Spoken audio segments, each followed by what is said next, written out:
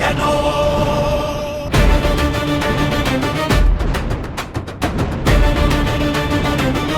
কেন 16 বছরের ফ্যাসিবাদ ভেঙে জুলাই পেরিয়ে এসে সেই নিয়োগ বদলি মব কালচারে ছাত্ররা গেল ভেসে? কেন হাসিনা ভাগানো পাইলট আর বিমান হলো না ধরা? কেন সেনা প্রধানের জবাবদিহিতা চাইলো না ছাত্ররা? কেন 36 জয়ী যোদ্ধারা গেল এনজিও সরকারে? কেন বিপ্লব বেঁচে ভিক্ষুক হলো রাষ্ট্রপতির দ্বারে?